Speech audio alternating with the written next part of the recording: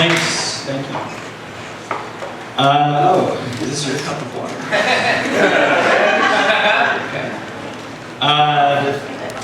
So, as we all probably know, earlier this month, James Comey got fired, which we're still unsure if that's good or bad for this country, but it's probably bad for him.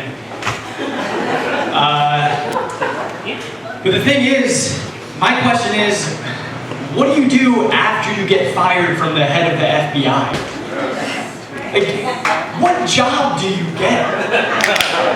You are so overqualified for everything out there. What job can you possibly get? My only thought is that maybe, just maybe, you would start somewhere at the bottom. Can you imagine that? James, thanks for coming in today. Looking at your resume, it says here you were the head of the FBI. You almost single-handedly swayed the 2016 U.S. election. And, you're proficient in Microsoft Excel. Oh, why don't you tell us about that? Yeah. But at the same time that he's so overqualified, you would have to be absolutely insane to not hire him. He knows everything about you. He knows everything about everyone. It would be insane for you to not do that. Picture it. Well, James, thank you for coming in today. Unfortunately, we don't have a position to offer you right now, but we'll keep you in mind. Are you sure?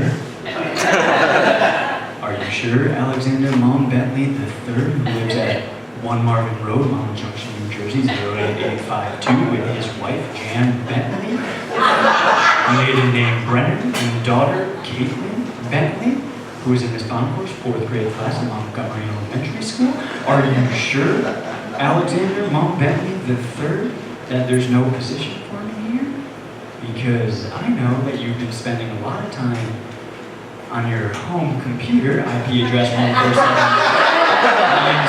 14790510482, looking at videos of horses fucking men. Yeah, that would be insane. But also, horses fucking men is a real porn. So, it's called Death by Horsecock. We'll try and pull it up for everybody to watch after this. I have been probably looking at more porn than usual lately. Not of the horse fucking men variety, but thank you. It is good. Of the normal, well not normal, but heterosexual variety. But the reason why I have been looking at more porn lately is because my girlfriend and I of 4.5 years recently broke up. Oh, thanks. Yeah, well, we recently broke up, and it's not as cool as beer commercials make it seem it is. Actually, being single is, yeah, it's definitely not as cool as beer commercials make it seem it is. And I would say that is probably the worst part about about breaking up, is the advertising. It's absolutely terrible. Just last night, I was on my couch watching TV, and a Bud Light commercial came on, and there's this guy, and he's on the beach, and the beach is absolutely beautiful, and there's hundreds and hundreds of people, and they're all partying, and it's super hot, and they're all drinking crisp Bud Light, refreshing beers, and they're all partying and cheering and chanting. There's DJs all over the place, right? There's supermodels all over this place. This guy has like 10 supermodels all over him. There's hot tubs everywhere. There's jacuzzis everywhere. There's jacuzzis in the hot tubs. There's DJs in the jacuzzis playing. There's supermodels in the hot tubs dancing to those DJs. This guy, he looks out to the ocean. It's a beautiful sunset. And there's a cruise ship, and his face is printed on it. And then he looks to his right, and there's a giant parade and they're all coming and marching on their way, and then he looks up to the sky, and there's airplanes flying over, and people are synchronized skydiving in the shape of this guy's face, and then he looks to his left, and there's the military, and for a split second you're like, wait, this commercial is not going where I thought it was going. And then the military starts shooting off their guns, and you're like, oh no, but oh yes, because then they start chanting this guy's name, and you realize they're shooting off their guns in celebration, and you follow those bullets up to the sky, where you see God catching those bullets and turning them into Bud Lights, and throwing them out to everyone on the beach. And then God, he brings down his fist from the heavens to fist bump this dude, and this dude brings his fist up to meet God, to fist bump God. And then you see his face, and it's his O face, but times a million, because that's what it's like to fist bump God. It's like you just came a million times. And then the tag comes up. Bud Light, I've been single my whole life, and I'm fucking God.